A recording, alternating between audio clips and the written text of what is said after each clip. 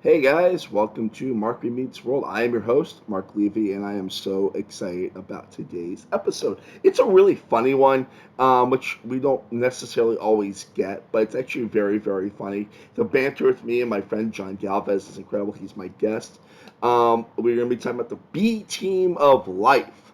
And I'm going to just put that up there. Let's put that right there. Yeah. Uh, and it's a great episode. I think you guys are gonna really enjoy it. But of course, if you haven't watched it, please pause this right now and do like Disney Plus or Daily Motion. Pull out those DVDs. Get lucky with syndication. Whatever works for you. But I'll be here waiting for you. Cool. All right. So without further ado, here's an awkward transition. And we're back. Okay, I hope you enjoyed that transition. I know it was incredibly awkward or not. I haven't edited yet. That's the way that cookie crumbles. But we're here. I'm so excited to have my dear friend, who's an amazing writer, Boy Meets World historian. I'm going to just throw that out there, and also millennial like me, the one, the only, Jon Galvez. How are you? Sup? No, I'm not gonna be that weird. I mean, it's up to you how weird you want to be. I mean, this is you're my guest, so you can be as weird as you want to be. Sure. All right, so it's gonna be monosyllabic answers. This is just gonna be like a 10-minute long episode. Great. Okay. Cool. Awesome. So let's talk quickly about the important stats on the episode. This is episode 14, The B Team of Life. It aired on January 28th, 1994. Directed by David Trainer, of course, and written by Jeff Mennel, who also wrote the story also for the episode, which is always a fun little fact there. I want to talk immediately about the first thing we see in the episode. Immediately. Okay. There's a 10-second long establishing shot of the school. Yeah. Like, that's long. Yeah, I think, well, it's the thing of, I think they were just trying to fill the time, because I think they realized that, okay, this episode's gonna run short, let's fill it with a school shot. I mean, like, normally I feel like whenever we see an establishing shot, it's like 3 seconds. This is, I counted, it was like 9 seconds long. Well, it's the variation on the couch gag on The Simpsons. Like, the real reason the couch gags on The Simpsons are long or short is depending on the length of the episode. But So it's I'm also guessing like an average length episode. It's 23 minutes long. yeah, but I'm guessing they were a few seconds short, and they were like, "Oh, let's just slow down the pan shot, make life easier for us." And make that monologue that Ben Savage has later in the episode a little bit longer, and then we're good. Yeah. I mean, I honestly feel like there was stuff that there was nothing they could cut from the episode as they wrote it, because of the nature of the episode. I just realized we got to talk about what the plot is of the episode. That's my fault right there, but we're going to just keep that part right here because that's how that happens sometimes. So to keep up with what Andrew Favaloro did, we're going to do the episode plot one word at a time. Sure.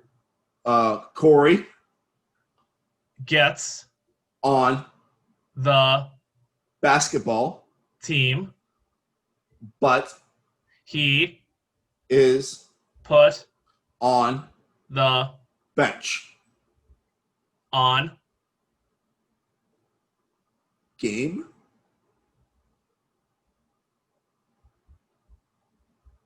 B dash team. I guess that's. Oh, okay. I was like, what? But yeah, so the episode starts after that long 10-second long shot. You see the basketball coach puts up the team list, and everyone gets excited, and it's very much like that whole, like, for us as theater people, the cast list is just looking down and seeing your name. Mm-hmm. Yep. It was great for me having a very short name, where I can always see if I'm cast or not very quickly. I didn't go by my full like playwright name until like later on, so it was always like short Jon Galvez. So like anytime I saw a cast list or anything like that, it was like it's very easy to see that it's me or not. Yeah, more often than not. Which sucks because you're very talented, my friend. Thank you, and you are the dodo bird. I am the dodo bird. Yes, I am an extinct bird that can't fly. No, I don't think it can fly. I'm not sure anyone really knows. I mean, here's the thing: dodo birds have been extinct for a long time. We know they existed. We didn't know if they could fly. We also, are still not 100% on the dinosaurs having feathers thing. So right. But the dodo bird is whatever you make of it, and whatever Ice Age tells you was like. And they're probably a little bit dumb. Like their eyes are like always like popping out. They're always like that. And I don't know why I just did that, but that just happened. So then like everyone gets on the A team, and they're all really excited except for Minkus and Corey. And Corey is a little dejected. I have a question for them. Imagine that you knew I was going to ask. Did you ever? I said audition. Did you ever try out for basketball team? Oh God, no.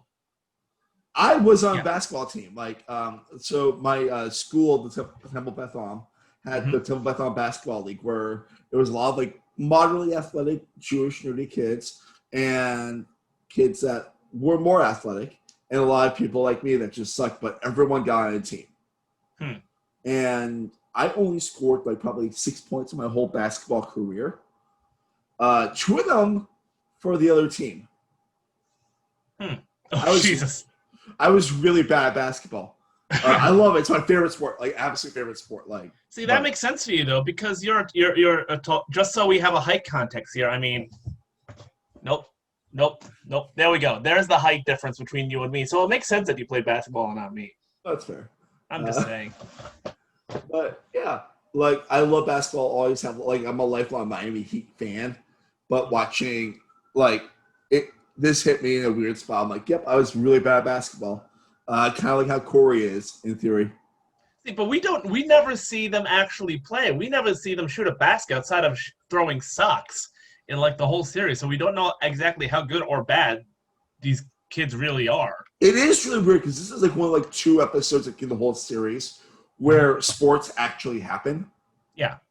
Because like he's such a big sports fan early part of the series. And then he's like obsessed with girls. Yeah, as teenagers do. I mean, sometimes we're obsessed with both sports and girls, but which Corey is for like seasons 2 and 3. But well, I think it's almost a thing of the producers realizing we can't really shoot on a field, so let's drop the sports lines because that's not going to work out for us. Yeah, it's like Corey's a normal kid until he can't be. Can we talk about the fact that this is one of those early episodes where Corey has more than just one friend? Yes, it is. I wouldn't call that a third best friend, but like it's definitely the wheelhouse. Like in my mind, the third best friend is that seat, whoever sits in that seat. Yeah.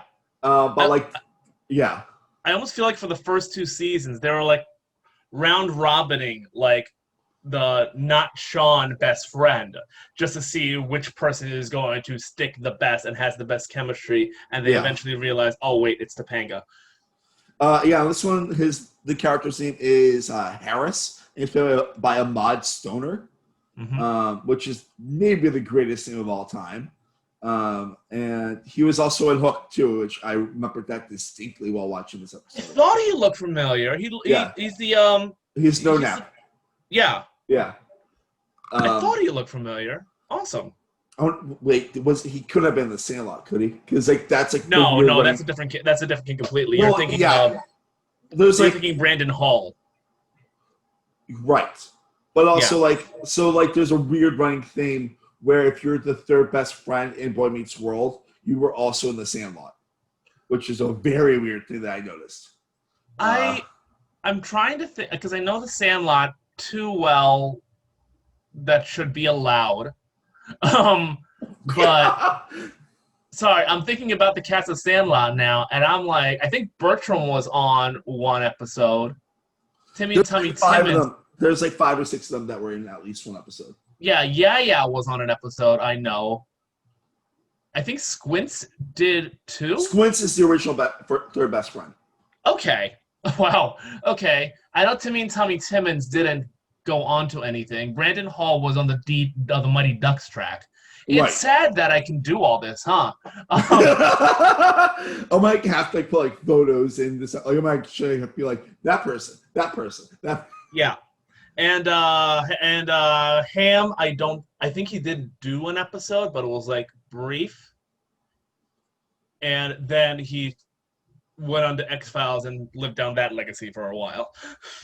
But yeah, I mean, a lot of the kids that were in the same lot were in Boy Meets World, which makes total sense. Well, I think it's like because of the nature of it, the kids had just the same agent. Right. And they all just went on the same show. Right, and they're all like the same age. Because you're looking all this up now, aren't you? I actually am, yes. But yeah, because Yaya's episode was recent. Because he was Larry in Class Pre-Union and also being Boys to Mensa, and he was also in Corey's Ultra. Yeah, he's the failed third best friend that appears. There's so much about third best friend. It's ridiculous. I did an episode of that on the old channel, and I'm proud of that. I love. There's some really funny Feeney stuff in this episode. It's like the next thing that happens is the ages of man. Like Homo sapien, and like Minkus is Homo sapien, and he's just like and then Shaw goes, and then some other label says underwear, and then Minkus is like, at least I have more than one pair of underwear. I feel bad for the girl in the middle.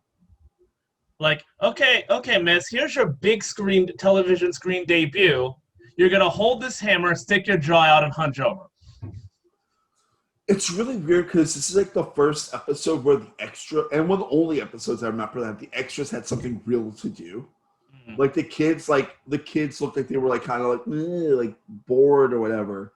Like the extra acting, which is pretty cool. I mean, I don't know why they didn't just use Harris just to complete the set. That way, they're just working the same set of kids, and that girl was, a little embarrassed by her screen debut. I can imagine she was. I mean, it happens, unfortunately. I mean, we all have that sad screen debut if we have a screen debut and it's sad. What was your screen debut? The first movie that I was an extra in the movie The Crew. Right. I think I told about this before, where like my parents somehow talked them into needing this adorable person who is 14 years old to be an extra in that movie. And you see me for like a second in the movie, but I was on set for like 2 days, and like 5 feet from like Burt Reynolds and Hidea, Jennifer Tilly, a lot of people that were cool. Well, you got the check. $150. I mean, it was a fun experience. It's all good. But of course, in my student films that we don't talk about too much on here, but that those people have not seen for good reason. Then we learn that Corey is really sad about being second string, which we fully get, and he's like, I understand Alvin Einstein being so this sad. Is my life. As a teacher, I've had those moments as a teacher. Like, you're very much like a Mr. Feeney in a certain regard. Like, as someone has seen you teach, you definitely have the Feeney sense to you, even though you're way younger than Bill Daniels. I can imagine that a young Feeney would be like this stoic yet bizarre human being. I mean, this is a very funny, like, Feeney episode. Like, Feeney is very funny in this episode. Like, it's not so much like, oh, here's the lesson of the episode. It's more like, I got your back, Corey. Don't worry, The thing is that I was trying to make sense of the advice he was given. So was Feeney literally tell him, you're the dodo bird, just kind of give it up? Or was he trying to get Corey to get to the I'm going to evolve level? I couldn't quite tell what Feeney was trying to push for there. I mean, I think it was the I'm trying to evolve level. The thing is, I'm not totally sold on that, because Corey, it almost sounds like he's on this own tangent, like, you know what? It's not going to happen. I'm going to evolve. And Feeney's like, well, that was unexpected. Yeah, I don't know. I think it's one of those lessons where Feeney is like, here's a nugget, and then Corey takes it and runs. Right. Well, I think it almost sounds like the original goal was for him to get to accept his limitations. Yeah. And it just goes the whole other direction, for better or worse. I mean, that's the way it is sometimes, like with a Feeney lesson. Like, Feeney sometimes he lays it out, and then Corey just goes to full circle, or he just, And that's how they end up on a roller coaster. It's how it always is. This is a really fun, like I said, this is a very funny Feeney episode. Like the scene, you get a lot of like the silly Feeney in this and his later scenes too. Like Feeney is not the lesson teacher in this episode. He is kind of the Sean in this episode because Sean's not really in much. That makes sense, but his lessons on family, like later on in the episode, that's like pure gold right there. Of course, but I mean, like I'm talking like the type of humor Feeney is doing. Right, like the barbecue, which we'll get to, of course, in a bit. Yeah. But like, also like this whole scene is just like very different flavor of Feeney, you know? Oh yeah, flavor of Feeney. It's like a very new, very weird show. This week's flavor of Feeney, sage. Oh god, the weirdest, discussing how he barbecues a chicken. That's it. The weirdest will always be Wingman. Which also works with chicken too. Then we got the scene where Eric is working out is just okay. Can we talk about this because like he's doing so many sit-ups and like on set like he must have had to do like a bunch of them just to get all the takes and he's got no one holding his feet. I'm like, what are you hiding under there, bro? Yeah, Wilfred L must have been like fucking ripped after the scene. Because he's just working out hard the whole scene. Like, he's like, I'm scum, like, and all that stuff. Yeah, but the weights are one thing, but the fact that he's literally doing those sit-ups the full way, not even straining on it, take after take, it's like, okay, the dude must have had, like, cut abs at some point in his teenage years, because we all know it kind of went south later on. He did look pretty fucking beat by the end of the scene, though, when he was, like, posing. Yeah. Like, he looked exhausted. He was like, But it's just one of those, like, delicious little Eric and Corey scenes where you get to see, like, all of that. And another thing about this is this is such a weird thing to say, but I'm 90% sure that Eric in this scene might have been the reason for my lack of confidence as a kid. So, like, he's, like, always like, oh, I'm scum, okay, I'm scum. Tell me more. And, like, if that guy who's, like, considered, like, the cool, good-looking kid, when I was never considered cool or good-looking, in my personal opinion, then if he's scum, then what am I? Mm-hmm. Go on. We're turning this into a straight up. No, I know. I'm gonna look directly at you for this. So yeah, it's like. Wait. So which side am I on? Which side are you? Well, you're on. All right. So you're on the left side. So you were facing the correct direction. So right now I'm facing you. Okay. So I'm facing you right now. Yeah. Okay. So I'm gonna treat this like a real psychiatry therapy session, okay? So tell me more. Like, you know, I mean, like, as someone that you know very well was always considered the nerd in life, it's really nice. It's that weird thing of like, if this person that is supposed to be cool is not cool, then what am I? You are the dodo bird. Okay. I'm sorry, I just love that line. Yeah, I know. And just for the record, this is all I have written down. So, it's a nice general statement. But no, I get that because, like, it's 90s television, and this is why we keep going back to this thing. 90s television was full of these, like, purist archetypes, you know, with little to no anxiety. Like, Corey is the only anxiety-ball in this whole thing. That's why he's the main character. We relate to him, and every other character has intentions and drives and all the writing, acting things that all good characters should have. But, like, they seem worried about singular things at a time instead of, like, the 15 things at a time, you know, young people on TV are now. I watched the entire run of Girl Meets World. I am not ashamed of that because it is nostalgia gold. But, like, the difference between Girl Meets World and Boy Meets World is that Girl Meets World deals with the 15 anxieties every single character has every single episode.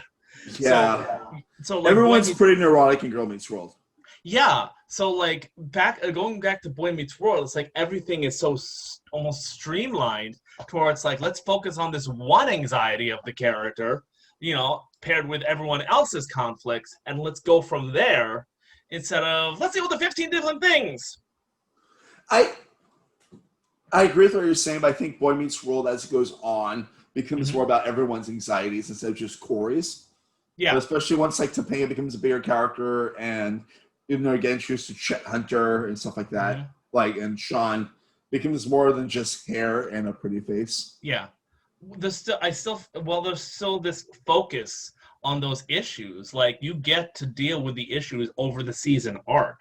Yeah. I feel like more contemporary TV tries to deal with 3 issues at a time almost for a sense of realism and drama that, I don't know, kind of can be overwhelming to the point where you're like, what's the message we're trying to get across here? That's the magic of Feeney. You know exactly what they're trying to get across because he's saying it. Right. It's like the wise old owl in Winnie the Pooh or something.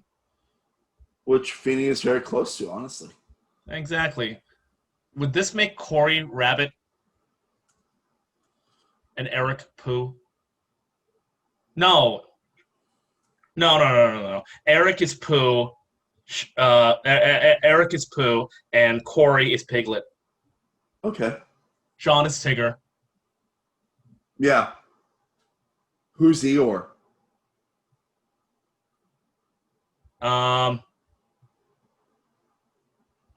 Willie Garson, who appears as multiple characters but the same type throughout the series. The priest isn't so much, but yeah. Okay, okay, anyway, we're way off chart. Yeah, 7 seasons ahead of ourselves. We're all we've seen is Lauren Spinelli at this point. Yeah. Next scene, Morgan is getting her princess dress sewn. Morgan won. Morgan. Oh God, I can't wait to talk about like my theories on where Morgan was for a whole season of Punishment. But she will be the best princess in the play, and is just getting it all sewn in. And my favorite line of the whole episode happens when Alan walks in. Hi, Corey. Did you just kill and eat a Vegas showgirl?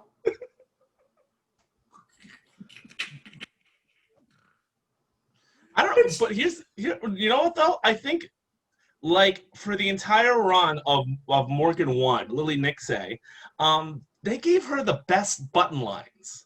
She really is such a good proto-Mary-Kate Ashley Olsen. Not proto.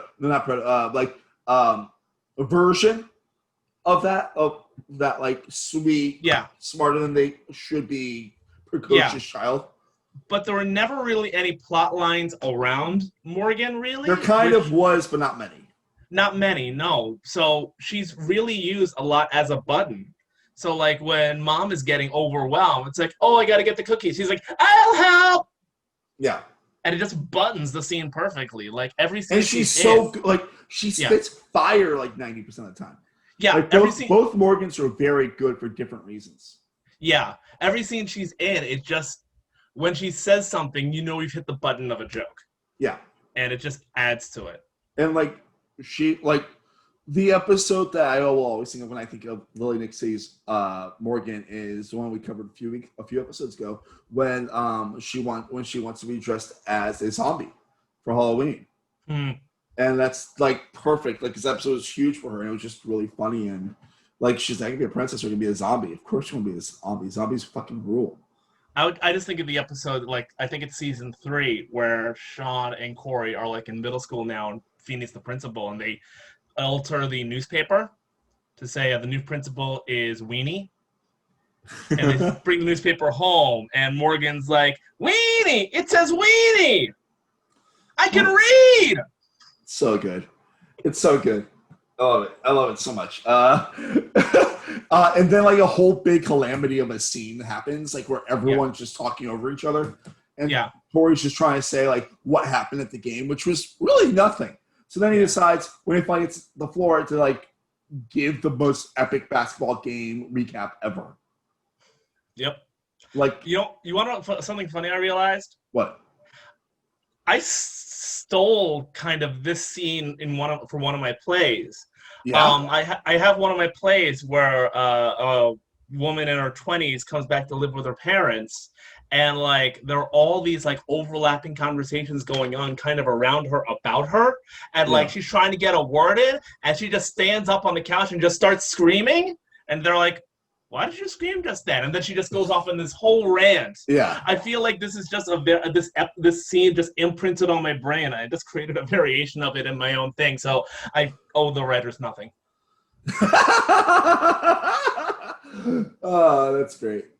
I mean, for those that have not read or seen any of Jon's plays, he's an amazing playwright. Whenever he gets to a monologue, you know it's going to be good because this guy knows how to use a word and monologues perfectly. Thank you. Just as my own personal opinion, as someone that's read a lot of your plays, it's been a couple of your plays. I'm a sucker for a Galvez monologue. You haven't read everything, so Well, I've read a fair amount. I've read a good sampler. Yeah. I think there's also a funny thing I accidentally crossed over when Eric comes in. He's like, "Dad, I need $36,000," and Alan's like, "Can you break a 50,000?" Because he needs a car because he's trying to impress the girls, and that's how it is. And like also, how are Corvettes only $36,000 in 1994? Used. That makes no sense. Yeah, that's the only way you can get anything close to a car that looks like that. Yeah.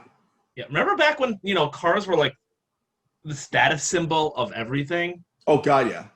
Yeah, I think they still are, just not here in New York because no one drives. Yeah.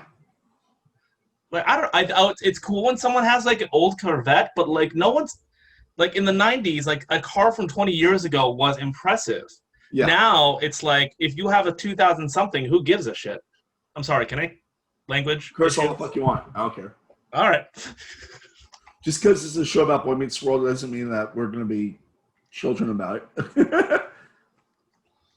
I mean, we are adult children, which is part of the perks of the show, because I only want people that are millennials to guest on this, or millennial, like, or grew up watching the show like us millennials did. Am I millennial or millennial adjacent? You're a millennial. You're not that much older. You're like the beginning millennial. I'm like near the beginning millennial. So listen, I'm from the DuckTales generation. Okay, that's how I define it. Which, since Boy Meets World is Disney, if you haven't seen the new DuckTales, watch the new DuckTales. Yeah, it's really good. Yeah. Anyway. And then like Corey says he's the second string All-Stars fan, which is a really sad thing to hear. Yeah. Like that's just really sad. But then we get this really awesome scene between Alan and Amy where they're talking about like how coaching would be for the family, like how it was so easy when there was one child and still kind of easy when there's two. But the third child, that's when they have to figure out a new game plan. Yeah. You're an only child, right? Yeah. Yeah. I'm one of three. So I have some understanding of this. Where do you fall? Are you I'm the youngest and only boy. So I thought you only had one sister. I only had two, so. No, I have two. Just I think very, very, very, very, very few people have met my oldest sister. Okay. Yeah. I don't. Anyway, but like growing up in my family of three, I get some of this because like you do feel like you don't get hurt a lot. So like my sister, my sister Trish, who's the middle child, she did have this rebellious streak to her as the middle child. I don't know if that was to stand out and get attention or just to, live life, whatever. But like the three of us were kind of a little drastically different from each other, and we all needed kind of different types of attention, kind of. Yeah. I mean, everyone's their own person, Yeah. It's just that, with my parents, like, my parents came over here when my oldest sister was 3, about 4 or 5 years before I was even conceived, I think. And like, they had to do some adjustments to America because, they didn't have any family friends, they can connect to and talk to about, oh God, how am I raising my kids? Yeah. A lot of their family were back in the Philippines or they were abroad or whatever. So like they just kind of had to figure things out. This is one of the reasons why I think they didn't really raise us with any like cultural traditions or language or things like that, because they wanted us to kind of absorb life and not be too influential on the people we became. Yeah. Because I think that's kind of the upbringing they had. That's kind of the upbringing they had. I respect that. I think that's really cool. Yeah. Like, especially like you being a first generation American, that's pretty fun. That's cool. Yeah. Like, because like my family was very much like close knit, like Brooklyn, New York Jewish family, even though in Miami. So. Yeah, the best thing is that none of us actually really worried about being cool. Like, we didn't see, getting on the A team as like a status symbol. Otherwise, we're scum. It was more of a thing of like, well, that didn't happen.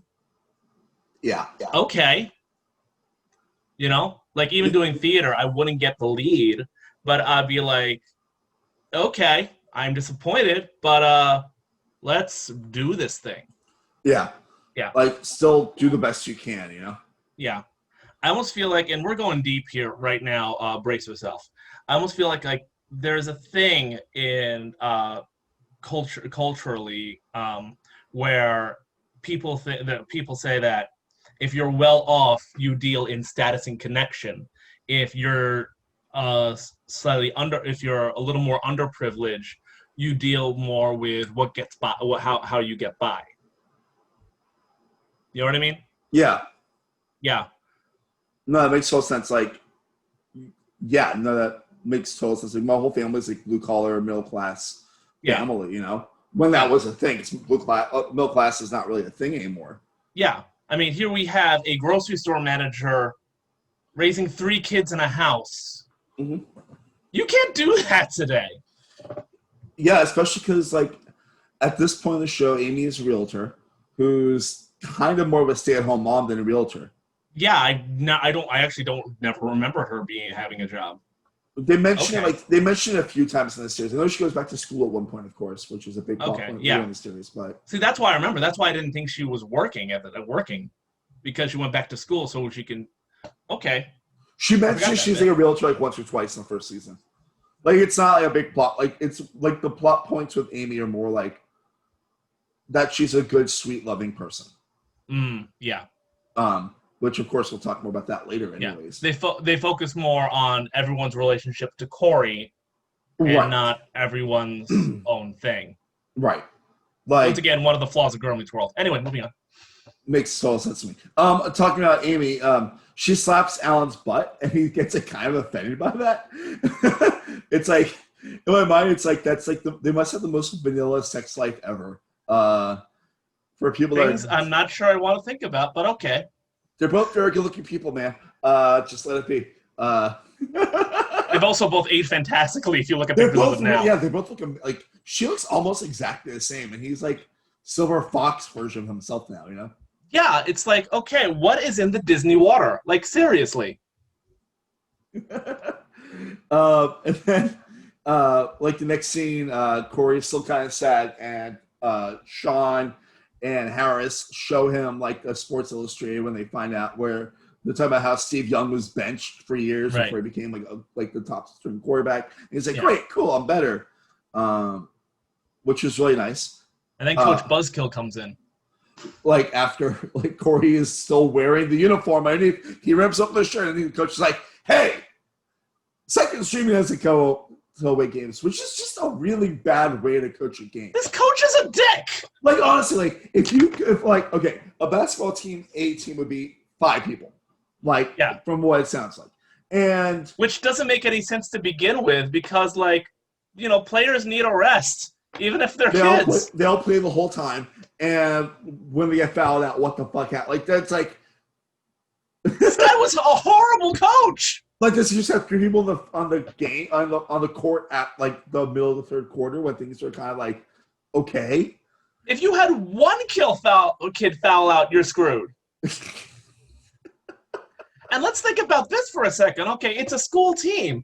We're doing this rant right now. It's a school team. They have to go on a school bus in order to get to the away game. They're just going to provide a school bus for 5 kids? 5 kids for a school bus? No, you don't have to pay per seat. You load that up with as many kids as you can in case stuff goes wrong, kids get fouled out, kids get ejected. Because I'm going to take a wild guess is that you don't really know how to coach these kids if this is how you're running a damn team. It's sort of like batshit crazy. Like, I mean, right now, if you look at the NBA is in the most insane situation ever, and they're doing it really well, where they're all literally camped in Disney World right now and having the playoffs. And that's like still like the Miami Heat 12-person team, right? Yeah. But also all the coaches, all of the assistants, all of the medical staff, all that stuff. Like, they're all camped in Disney. Like, a whole floor to, like, a hotel is, like, the Miami Heat floor. Like, a whole floor is the Portland Trailblazers, stuff like that. Like, there's more to a team than just 6 people, 5-person squad and a coach. I love how we both feel very passionate about this, even though I know you don't sports. I just feel like you show one of those NBA teams this episode, and they're like, this is a crap coach. What was he like? What was he like in the? I don't know what the minor league for basketball is. I don't know. Was he like a college? D-League. Was he like a college star who was friends with the principal and got the job that way? Is that how this happened? No idea. But all I know is this: like, Corey goes home dejected, and nobody's home. Yeah. And they start like watching like weird like infomercials. Like, these commercials start feeling like. The TV starts feeling like it's like 2 a.m. and the TV, like, the network is off. I'm so confused by this whole sequence because it sounds like he like flips through a lot of channels and the lights fade so much. I mean, you get home at about 3, generally speaking, I think, from school, 3 or 4 o'clock. No one's home. They're all gone. 2 hours pass. Because at 6:30, like, the scene starts again, pretty much. Yeah. Yeah, but like. What time did this game start? How far was this that the parents were gone by 4? And also, when we get later, it takes like no more than probably 20 minutes for them to get there. So like by the time Corey what time was this game? Because it's 6:30 when Corey goes insane. Yeah. Like, Corey loses his goddamn mind while watching TV. He goes hunting for chicken. And then, like, next thing you know, like, he sees Feeney's grilling. He literally becomes, like, a Dennis the Menace character. Like, and, like, literally, Feeney, like, goes away while he's grilling. And then Corey hops the fence, takes his fork, steals the chicken, hops back over, drops the chicken in the soil, and, like, says he's burying a hamster while he's talking to Feeney. See, if he was really that desperate, he would have just grabbed the chicken by his bare hand and burned himself. I feel like that would have been a more realistic approach to the scene. It was just insane watching, like, what happened, like, how Corey lost his fucking mind. Yeah. And, like, by watching, like, shit TV and infomercials, it seems like. Which is so television in this universe is so weird. Like, it's delightful. I love it. And then, like, Feeney has a heart-to-heart with Corey, where he says, no, your family decided to go watch the game. And then, like, Corey's like, well, I'm not at the game. And Feeney's like, we'll get you to the game. Then he goes to the game, and he's able to play the game because the team is up by 31 points, and Corey gets finally put in. And he scores 6 points, which is more than my whole basketball career, pretty much. They were up by 31. Yeah. I remember these details, and my brain's weird this way. Yeah. But, like, what time was this game and how far was it that they were able to get there in time for Corey to play? I'm thinking the game was at 7 o'clock, and it probably was like a town over. So why were the parents gone by 4? They wanted to have, like, a nice, like, Pizza Hut dinner? I don't know. I guess. I don't know. They wanted the buffet? You got popcorn! Nah. I mean, like, the pizza buffet was a fucking popping thing when I was a kid. Gotcha. I don't know about for you, but, like, for me, that was every Monday for a while. CC's. CC's I don't have the same love for. I never ate CC's till college.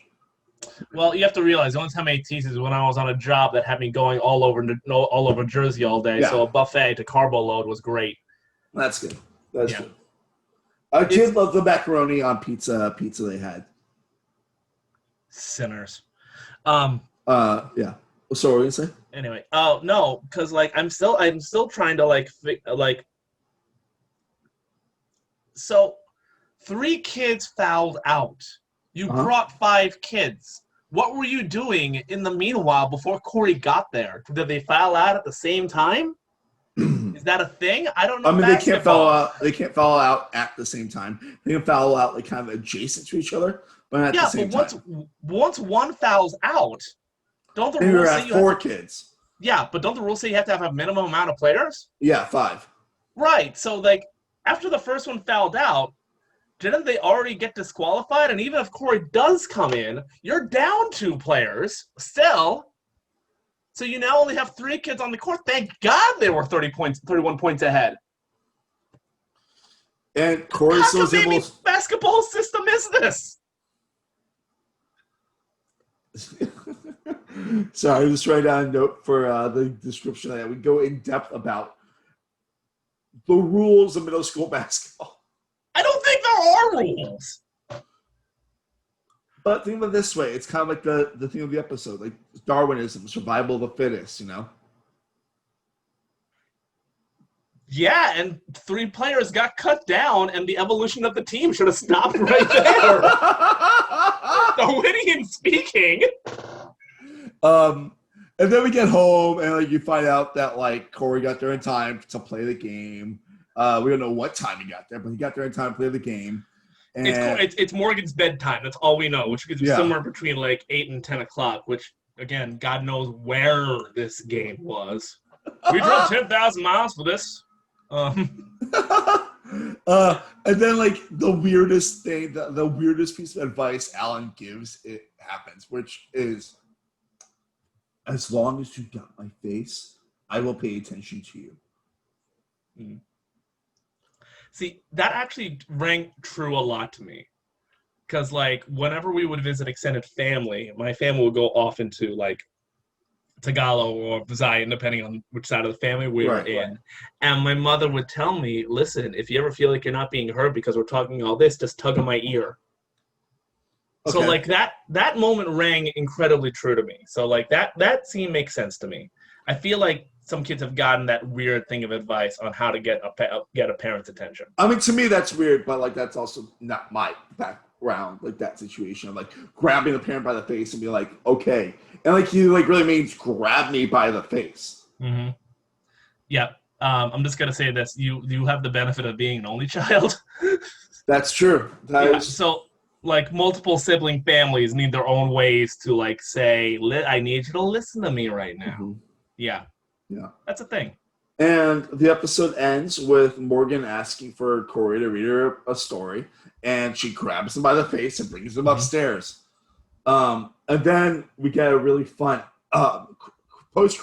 during credit scene where Corey sounds like he's elaborating a lot on like what Feeney did. And it's like Feeney like basically like race car drove me to the game, and like no way Feeney did that. And then you see Feeney and the coach is like, oh, George, you got me. And Feeney's like putting on racing gloves, and he's like, yes. Like,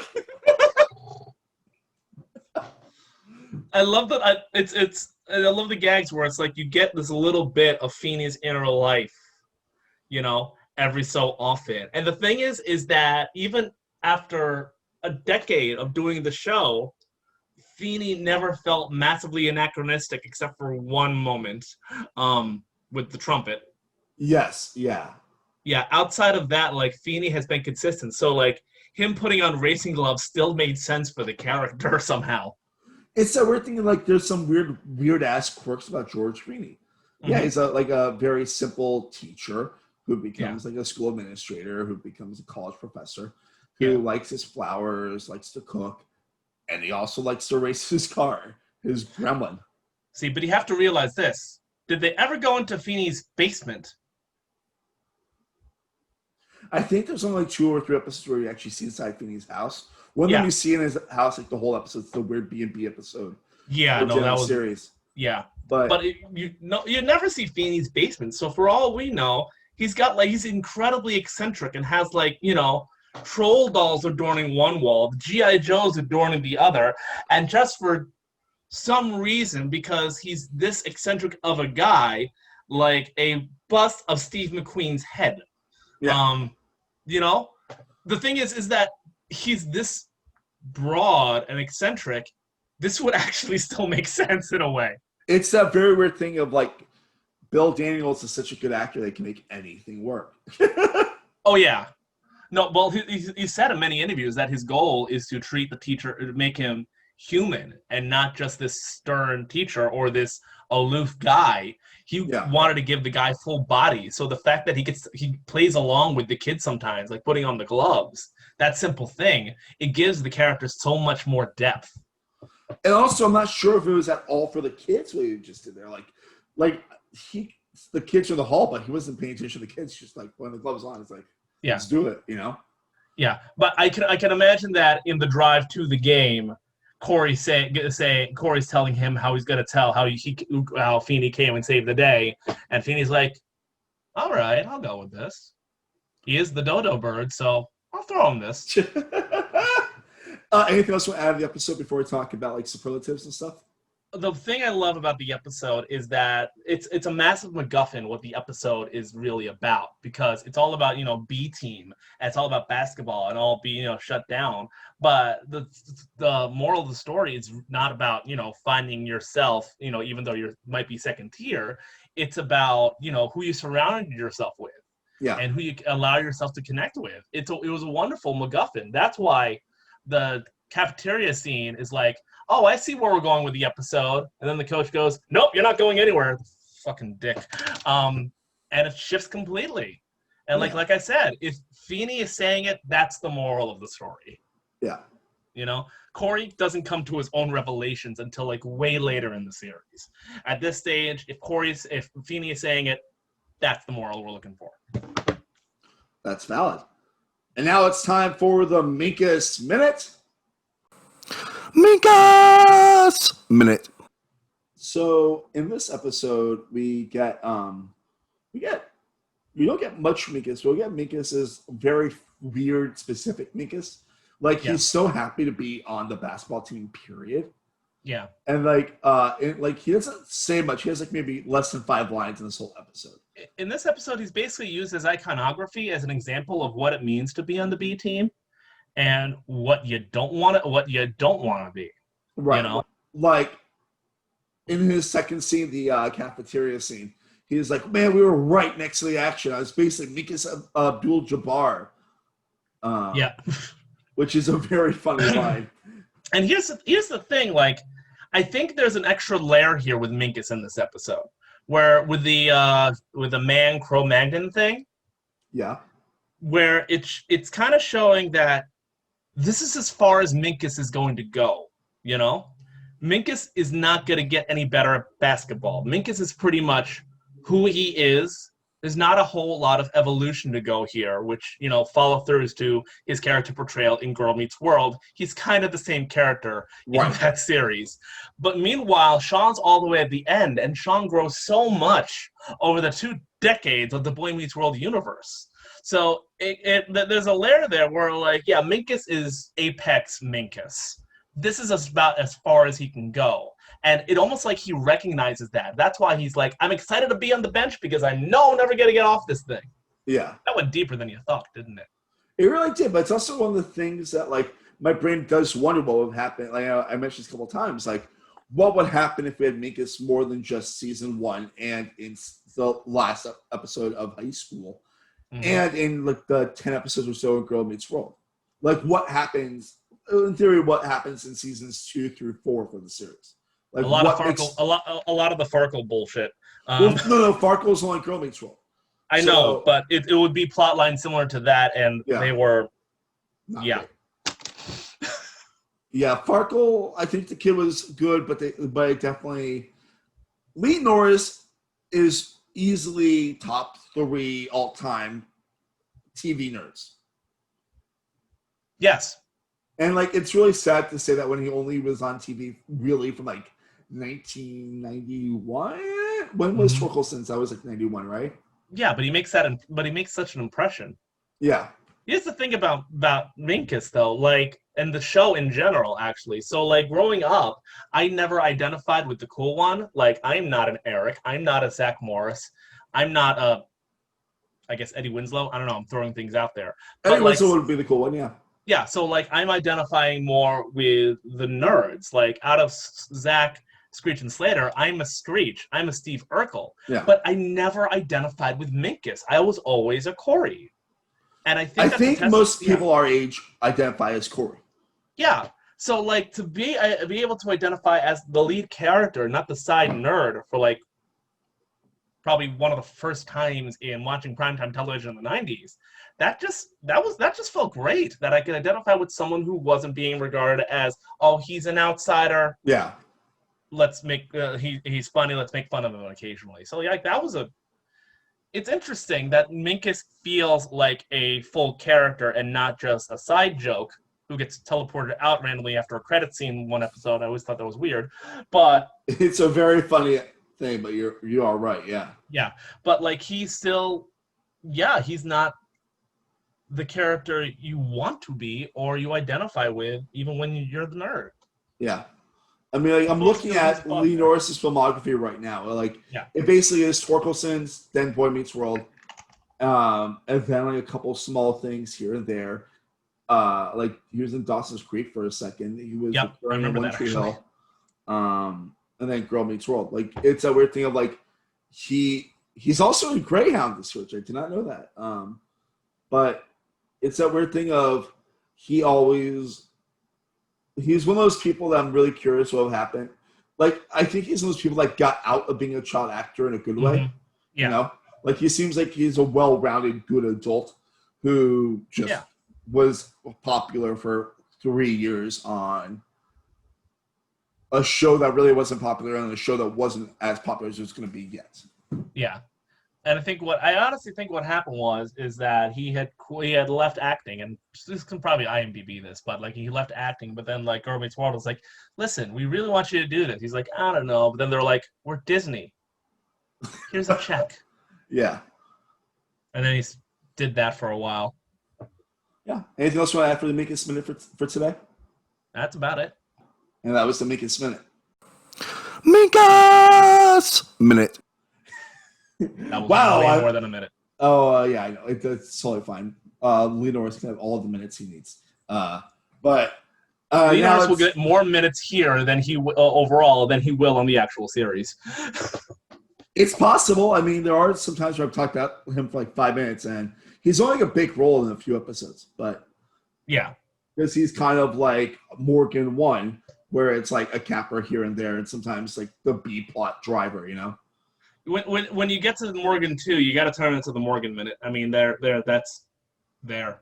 That sounds totally right, and we'll get there when we get there, which is like in 2 seasons. Because you would get like on average a minute an episode, which is so sad. But let's talk about someone who's very associated with Morgan in this episode, Betsy Randle, who's the greatest TV mom in the whole world. A one, 2, 3, 4. Betsy Randle's the best TV mom. Yeah. It's not the biggest episode for her, which that's okay. She's back to like being like sweet, good mom who does not want to stab her daughter with a needle. Also, like the crux, like the best part of the episode for her is that scene with her and Alan, where they're talking about how parenting is, like like comparing it to like coaching, you know? Yeah. You know, they're the real loving parent. There's not, this is your fault, no, this is your fault, this is your fault. This is one of the things I love about the parents of Boy Meets World is that they're real humans that don't have this inner conflict. And any inner conflict they have is just perceived by the boys as something. Yeah. So, like, you get something real. Not only in the brief moments we have of her in this episode, you get, you know, her concerns and, like, her whole line and, like, the struggles of being a mother. You also see for a moment a dynamic between her and her husband. Yeah. That's very real and human. It's so great. Like, they really are like the best TV parents I can think of. Like, I can't think of that many like that aren't the leads of the show, you know? Yeah. I don't feel like there's any need to have like, oh, we need a mom episode like they did on Home Improvement or like Step by Step. I mean, they do have those. Like recently we had Once in Love with Amy, which is an episode that's all about how she says she's doing bowling when she's really going on dates with Alan. Yeah, no, but like that's more about the boys trying to find something out about her. Right. It's not centered around her. It's still centered around Corey. But like, and she becomes a focus of Corey, but it's still centered around Corey. It's not, oh, let's follow mom to this thing to show how her world is. You know, like on Home Improvement, Patricia Richardson would have episodes that were just solely on her, where Tim was only in there for like 10 minutes, and it's her dealing with stuff out in the world. Mm-hmm. They also had the same thing on Fresh Prince and Family Matters, rarely. Boy Meets World, it's more about the family dynamic and how she is a part of it, you know? And even Once in Love with Amy? Yeah. Yeah. You don't need to see what's going on that outer life, you know, because it's focusing on the anchor, which is the home. Mm-hmm. Yeah, it's just a really beautiful, loving relationship that her and Bill Russ make during the show, and like now they're fully formed at this point in the series, like 14 episodes in. Yeah, I love. Yeah. Cool. So it's time for episode MVP. This is a tough one for me. I mean, it's tough because like I want more options, but I'm very okay with who I have to choose for myself for the MVP. Like I feel like we get a very interesting take on Feeney this episode. We get some really cool stuff from the family, but in my personal opinion, the person that does the most in this episode, the best, is Ben Savage. Oh yeah, no, hands down. I mean, it's very much a Corey-centric episode. Everyone there is to help support. And also, like, the brilliance of, like, the Corey losing his mind section is really fun. Yeah. Like, the thing that Corey was so great at is the extremes. This is kind of what he was known, the character itself was known for again, like 20 years now. Yeah. So, yeah. 27 years. Exactly, because, again, I keep comparing Girl Meets World to this thing. I should really stop that. But, like, Corey is all manic, like, as the years go on. Like, they were like, okay, these were the best moments of young Corey. Let's just make those his entire character. Mm-hmm. It's just, but if I can differentiate on the MVP, I honestly think that I have a little tie for MVP because there's Eric, who like adds the layer for Corey to go off of, because not only is Corey now comparing himself to a guy who's comparing himself to a guy, making Corey want to compare himself even further to everyone else, but also he's the one that draws attention away from Corey and pushes Corey over that edge to get there, you know? And I think that there's that moment where like where Corey goes, what made you think to go there? And then the two parents just kind of look over to Eric, and Aaron's like, it's almost saying that Eric was the one that pushed them to go to the game, you know? Yeah. And they don't say it. So it almost feels like Eric is kind of the thing that gets Corey from I hate being on the B team down to his low and all the way back, all the way up and raised up over that original baseline. Yeah. That and the chicken. The chicken needs credit. Oh my God, that chicken bit is so funny. Did he just leave the chicken in the pot? That's exactly what he did. He left the chicken like in the soil. You know, I just kind of want to see like a season later them picking chicken bones out of the pot. Like, what the hell is this? It's what Morgan eats when she's in timeout. Like, why do the flowers smell like rotisserie? I don't understand what's going on. Oh God, it's a good episode. The episode's better than it should be. It's not a great episode, but it's a fun episode. Like, it's one of those like good. It's like a very fine season 1 episode, you know? Yeah, no, it's season 1 is designed to be episodic. Well, series like this are before they get into like big arcs and things like that, you know. And to focus on this, was this the first episode that this writer wrote? I can find that out right now. Give me 1 second. Yeah, because like I'm just wondering if this was his first time in, it's kind of like because like they're doing a lot of first seasons is that they get a lot of, especially family stuff, they get a lot of different writers to submit stuff, and because scripts can be kind of generic, but just formatted to the show, and yeah, I this feel is like the first episode. Yeah, so I feel like this was a way for him to get in. Oh, you like this? Then they kind of vet writers through this. Yeah, well, it's also a very funny episode, which that like it's like the Bill Lawrence episode where it's actually very very funny, but it drives the action further. Like, there's Bill Lawrence written all over this thing. It's not. I mean, it's not Bill Lawrence who wrote this. That was father son game, but right. Yeah. But like I feel like in the writers' room, he injected a lot of stuff into this. Yeah, I mean, I'm looking at the writers list and stuff like that. He's written like more than a handful of episodes. Like he was like a regular writer for the show. Yeah. Which is good. It was definitely the writers' this guy's first. Yeah. Yeah, the writers' room, this is how that works. I mean, someone comes up with a story, which you said he has the story credit on. He writes up the original script, and then in the writers' room, the writers all work together to punch stuff up.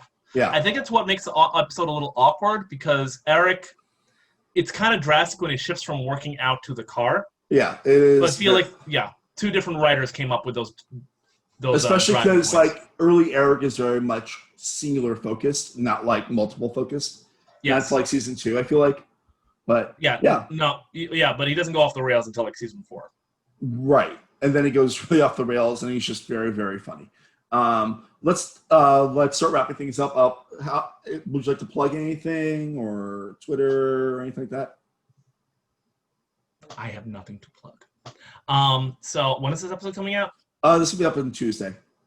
Okay, so I've been working with a group called the Waystation Companions that performed at the now late Waystation that has been closed permanently in Brooklyn. And what we're going to be premiering soon is somewhat of a film that's both a combination of the shows that we did, so in clips of the shows that we did, but also a little bit of a tribute to the Waystation, and that's going to be coming out hopefully before the end of the month. Literally before I got on this, I was literally editing Mark's face. Yes, I love the Waystation Companions, and I love the Waystation. So some really great friends came out of that group and also that bar. And really great experiences have come out of that bar. But, different story, different day. Just watch that when it comes out. Jon, like, you can see a lot of Jon's great. Like, Jon's a great editor and a great writer. But, like, he's done some really amazing things, especially in this quarantine. Like, we did a really fun he did an adaptation of the Office, the episode where Michael cooks his foot into Shakespeare, and he did a really great job of making that work over a Zoom call.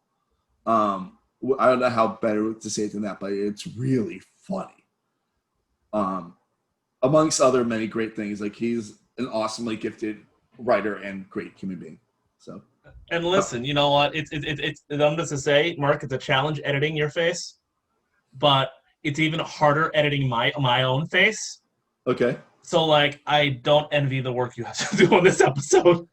I don't edit much. I clear things up. There's not that much editing that's going to happen in this. Like the whole psychiatry thing, that's totally in the way it is. I don't care. This is a funny show. This is supposed to be fun. If the show's called Mark Remeets World, Remeet is not a real word. Re-meet is a word. Okay, well, the way I spell it is not real. It doesn't matter. I have fun with this. That's the point of this. You look so unhappy right now, but that's okay. I'm just thinking, like, I think re-meet is a word. That doesn't make sense that it's not a word. Meet again is the term? I don't know. I like the title of the show. I like the show. I like having you as guests. I hope to have you on again soon. Because you're fucking awesome. And now that we got through that, because I know that you have specifically asked, take the roles that episode, which is not for another like 20 weeks of episodes at least for here. But you will hopefully be on before then. We'll be out of quarantine long before that. Hopefully. My plugs. I'm being optimistic. Yeah. My plugs. I'm being gladly optimistic. I'm being as optimistic as possible. I just really want to hug you. I'm trying to be optimistic, Mark, okay? Okay. So my plugs quickly, at Mark Levy 85. You want to follow me on the Twitter or Instagram, DM me, all that good stuff. If you want to email the show, markremeetsworld@gmail.com, questions, guest suggestions, etc. I got a really cool guest coming next week, which is a person from the RHAP. Rob has a podcast universe, which I'm very excited about, which we'll get there when we get there. And if you like what you're seeing, I have content here 4 days a week. Soon to be 5. I want to do some theatrical things on Thursdays. But that probably won't start till October just because my brain doesn't fully work this month. Yay, early You September. are the dodo bird. Basically in so many different ways. But John, thank you so much for doing this. It means a lot to me, dude. And I will see you guys next time. Bye-bye.